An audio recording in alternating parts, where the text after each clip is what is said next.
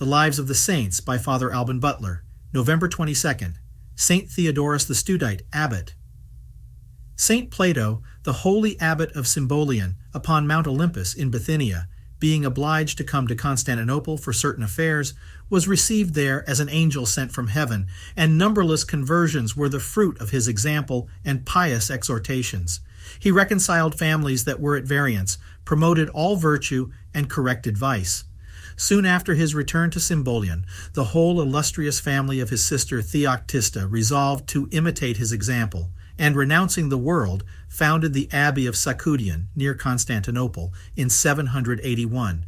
Among these novices no one was more fervent in every practice of virtue than Theodorus, the son of Theoctista, then in the 22nd year of his age. St. Plato was with difficulty prevailed upon to resign his abbacy in Bithynia to take upon him the government of this new monastery in 782. Theodorus made so great progress in virtue and learning that in 794 his uncle abdicated the government of the house, and by the unanimous consent of the community invested him in that dignity, shutting himself up in a narrow cell. The young Emperor Constantine having, in 795, put away Mary, his lawful wife, after 7 years' cohabitation, and taken to his bed Theodota, a near relation of Saints Plato and Theodorus, the saints declared loudly against such scandalous enormities. The emperor desired exceedingly to gain Theodorus, and employed for that purpose his new empress Theodota. But though she used her utmost endeavors by promises of large sums of money and great presents, and by the consideration of their kindred, her attempts were fruitless. The emperor then went himself to the monastery, but neither the abbot nor any of his monks were there to receive him. The prince returned to his palace in a great rage, and sent 2 officers with an order to see Theodorus and those monks who were his most resolute adherents severely scourged. The punishment was inflicted on the abbot and 10 monks with such cruelty that the blood ran down their bodies in streams, which they suffered with great meekness and patience. After this they were banished to Thessalonica, and a strict order was published forbidding anyone to receive or entertain them, so that even the abbots of that country durst not afford them any relief. St. Plato was confined in the abbey of St. Michael. St. Theodorus wrote him from Thessalonica an account of his sufferings, with the particulars of his journey. He wrote also to Pope Leo III, and received an answer highly commending his wisdom and constancy. The emperor's mother, Irene, having gained the principal officers, dethroned her son, and ordered his eyes to be put out, which was executed with such violence that he died of the wounds in 797. After this Irene reigned 5 years alone, and recalled the exiles. St. Theodorus returned to Sacudian, and reassembled his scattered flock, but finding this monastery exposed to the insults of the Mussulmans or Saracens, who made incursions to the gates of Constantinople, took shelter within the walls of the city. The patriarch and the empress pressed him to settle in the famous monastery of Studius, so called from its founder, a patrician and consul, who coming from Rome to Constantinople had formerly built that monastery. Constantine Copronymus had expelled the monks, but St. Theodorus restored this famous abbey, and had the comfort to see in it above 1,000 monks. In 802, the Empress Irene was deposed by Nicephorus, her chief treasurer, and banished to a monastery in Prince's Island, and afterwards to the Isle of Lesbos, where she died in close confinement in 803.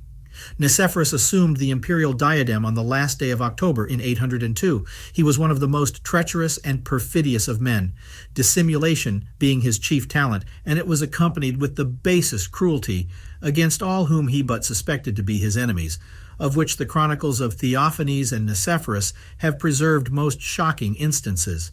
He was a fast friend to the Manichees or Paulicians, who were numerous in Phrygia and Lycaonia, near his own country, and was fond of their oracles and superstitions to a degree of frenzy. He grievously oppressed the Catholic bishops and monasteries, and when remonstrances were made to him by a prudent friend, how odious he had rendered himself to the whole empire by his avarice and impiety, his answer was, "My heart is hardened. Never expect anything but what you see from Nicephorus." Setting out in May 811 to invade Bulgaria, he desired to gain St. Theodorus, who had boldly reproved him for his impiety. He sent certain magistrates to the holy abbot for this purpose. The saint answered them as if he was speaking to the emperor, and said, "You ought to repent, and not make the evil incurable." Not content to bring yourself to the brink of the precipice, you drag others headlong after you. He whose eye beholdeth all things declareth by my mouth that you shall not return from this expedition. Nicephorus entered Bulgaria with a superior force and refused all terms which Chromius, king of the Bulgarians, offered him. The barbarian, being driven to despair, came upon him by surprise, enclosed, attacked, and slew him in his tent on the 25th of July in 811, when he had reigned 8 years and 9 months. Many patricians and the flower of the Christian army perished in this action.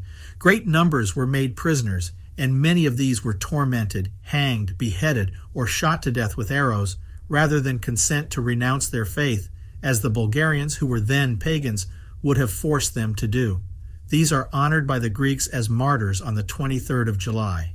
King Chromius caused a drinking cup to be made of the emperor's head, to be used on solemn festivals, according to the custom of the ancient Scythians.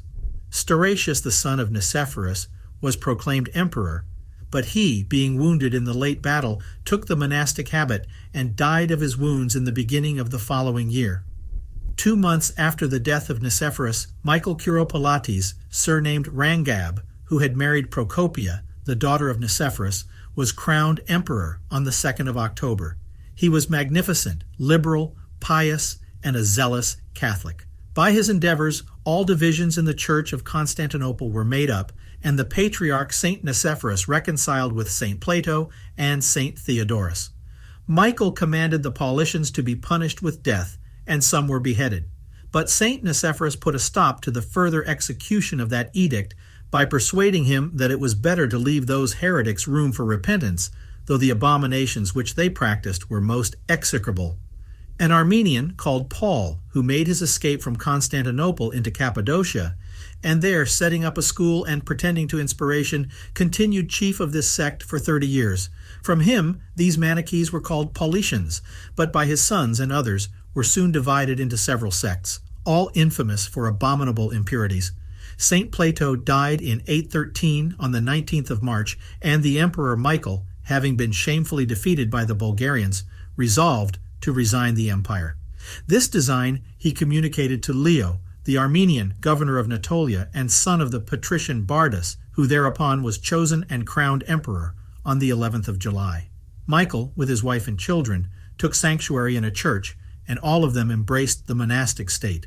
Leo defended Constantinople against the barbarians, but having perfidiously attempted to kill their king, under pretense of a conference, that prince, in a rage, took Adrianople and carried the Archbishop Manuel and the rest of the inhabitants captives into Bulgaria, where they converted many to the Christian faith. For their zeal in preaching Christ, the Archbishop and 376 other Christian captives were put to cruel deaths by order of the successor of Chromius. The Greek Church honors them as martyrs on the 22nd of January. During these public commotions, St. Theodoris enjoyed the sweet calm of his retirement, studying every day to advance in the perfection of holy charity and to die more perfectly to himself. He was versed in the sciences, but was the more solicitous to acquire a settled humility of heart, without which learning serves only to puff up. Humility and purity of heart give light of understanding, purge the affections, and illustrate the mind.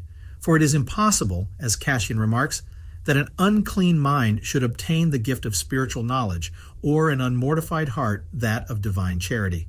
Our saint's solitude was disturbed by a storm which threatened the Eastern Church. The heresy of the Iconoclast, which Leo the Armenian had set up in the East in 725, was espoused by Leo the Armenian, who in December 814 signified his intention of abolishing holy images to the Patriarch Saint Nicephorus. The Patriarch replied, "We cannot alter the ancient traditions. We venerate images as we do the cross and the book of the Gospels, though there is nothing written concerning them." For the Iconoclasts agreed to reverence the cross and the Gospels. The Holy Patriarch was deprived in 815, and Theodotus Cassiterus, an iconoclast, at that time equerry to the emperor, an illiterate layman, was ordained in his room. As soon as Nicephorus was deposed, the enemies of holy images began to deface, pull down, burn, and profane them all manner of ways. St. Theodorus the Studite, to repair this scandal as much as in him lay, ordered all his monks to take images in their hands and to carry them solemnly lifted up in the procession on Palm Sunday, singing a hymn which begins, "We reverence thy most pure image," and others of the like nature in honor of Christ. The emperor, upon notice hereof, sent him a prohibition to do the like upon pain of scourging and death. The holy abbot, nevertheless, continued to encourage all to honor holy images, for which the emperor banished him into Mysia, and commanded him to be there closely confined in the castle of Mesopi, near Apollonia. He forbore not still to animate the Catholics by letters, of which a great number are extant. His correspondence being discovered, the emperor ordered him to be conveyed to the tower Bonitus at a greater distance, in Natolius, and afterwards sent Nicetas, his commissary, to see him severely scourged. Nicetas, seeing the cheerfulness with which St. Theodorus put off his tunic and offered his naked body, wasted with fasting, to the blows, was moved with compassion and conceived the highest veneration for the servant of God. In order to spare him, as often as the sentence was to be executed, he contrived, under pretense of decency, to send all others out of the dungeon. Then, throwing a sheepskin over Theodorus's back, he discharged upon it a great number of blows, which were heard by those without. Then pricking his arm, to stain the whips with blood, he showed them when he came out, and seemed out of breath with the pains he had taken. By his indulgence, St. Theodorus was able to write several letters in support of the Catholic cause. The most remarkable are those which he sent to all the patriarchs and to Pope Paschal. To this last he writes, "Give ear, O apostolic prelate, shepherd appointed by God over the flock of Jesus Christ, who have received the keys of the kingdom of heaven, the rock on which the Catholic Church is built. For you are Peter, since you fill his see. Come to our assistance." The Pope, having vigorously ejected from his communion Theodoris and all the iconoclasts, St. Theodorus wrote him a letter of thanks, in which he said, "You are from the beginning the pure source of the Orthodox faith. You are the secure harbor of the universal Church, her shelter against the storms of heretics, and the city of refuge chosen by God for safety." All the 5 patriarchs were unanimous in the condemnation of the iconoclasts, as appears by the letters of St. Theodorus and other monuments. Several famous iconoclasts having been converted by our saint, he and his disciple Nicholas were both hung in the air, and cruelly torn with whips, each receiving 100 strips. After this they were shut up in a close and noisome prison, so strictly guarded that no one could come near them. Here they remained 3 years, enduring extreme cold in winter and almost stifled in summer, eaten by all sorts of vermin and tormented with hunger and thirst. For their guards, who were continually scoffing at them, threw them in at a hole in a window only a little piece of bread every other day. St. Theodorus testifies that he expected they would be left very soon to perish with hunger, and adds, "God is yet but too merciful to us." He strenuously maintained the rigorous discipline of canonical penances, which all penitents were to undergo, who, for fear of torments or otherwise, had conformed to the iconoclasts. One of his letters being at length intercepted, the emperor sent orders to the governor of the East to cause him to be severely chastised. The governor committed the execution to an officer, who caused Nicholas, the disciple who had written the letter, to be cruelly scourged, then 100 stripes to be given to Theodorus, and after this, Nicholas to be again scourged, and then to be left lying on the ground, exposed to the cold air, in the month of February. The abbot Theodorus also lay stretched on the ground, out of breath, and was a long time unable to take any rest, or receive almost any nourishment. His disciple, seeing him in this condition, forgetting his own pain, moistened his tongue with a little broth, and after he had brought him to himself, endeavored to dress his wounds, from which he was forced to cut away a great deal of mortified and corrupted flesh. Theodorus was in a high fever, and for 3 months in excessive pain. Before he was recovered, an officer arrived, sent by the emperor to conduct him and Nicholas to Smyrna in June 819. They were forced to walk in the daytime, and at night were put in irons. At Smyrna, the archbishop, who was one of the most furious among the iconoclasts, kept Theodorus confined in a dark dungeon underground 18 months, and caused him to receive a 3rd time 100 stripes. When the saint set out from thence to be conveyed to Constantinople, the inhuman archbishop said he would desire the emperor to send an officer to cut off his head, or at least to cut out his tongue. The persecution ended the same year with the life of him who had raised it. Michael, commander of the Confederates, a body of troops so-called, was cast into prison by the emperor for a conspiracy against him, and his execution was only deferred one day out of respect to the feast of Christmas, at the intercession of the Empress. In the meantime, the rest of the conspirators slew Leo at Matins on Christmas night. His 4 sons and their mother were banished to the Isle of Prote, and Michael was taken out of his dungeon, and his fetters being knocked off, was crowned emperor. He was a native of Phrygia, and from an impediment in his speech is surnamed Michael the Stutterer. He had been educated in a certain heresy, in which was a mixture of Judaism, most of its laws being observed by this sect, except that baptism is substituted for circumcision, as Theophanes informs us. He denied the resurrection, maintained fornication to be lawful, and contemned studies, valuing himself only in the knowledge of mules, horses, and sheep. He at first affected great moderation towards the Catholics, but soon threw off the mask and became a great persecutor. In the beginning of his reign, the exiles were restored, and among others, St. Theodorus the Studite came out of his dungeon after full 7 years' imprisonment from 815 to 821. He wrote a letter of thanks to Michael, exhorting him to be united with Rome, the first of the churches, and by her with the patriarchs, etc. Going towards Constantinople, he was received with the greatest honors and wrought many miracles on the road. The new emperor refused to suffer any images in the city of Constantinople, on which account St. Theodorus, after making fruitless remonstrances to that prince, left it and retired into the peninsula of St. Tryphon, and was followed by his disciples. He was taken ill in the beginning of November, yet walked to church on the 4th day, which was Sunday, and celebrated the holy sacrifice. His distemper increasing, he was not able to speak aloud, but he dictated to a secretary his last instructions, and to a great number of bishops and devout persons who came to visit him in his sickness, and he left his monks an excellent testament, recommending to them fervor in all monastic duties, never to have any property, not so much as of a needle, to leave the care of temporal things to their steward, exacting from them an account, and reserving to themselves only the care of souls, to admit no delicacy in eating, not even in the entertainment of guests, to keep no money in the monastery, and to give all superfluity to the poor, to walk on foot, and, when necessary, to ride in long journeys, to make use only of an ass, not to open the gate of the monastery to any woman, nor ever to speak to any except in presence of 2 witnesses, to catechize or hold conferences 3 times a week, to transact no business, spiritual or temporal, without taking the advice of the master, etc. These rules were then observed by the monks in the East, and are more enlarged upon in his greater catechism. When his last hour approached, he desired the usual prayers of the church to be read, received extreme unction, and afterwards the viaticum.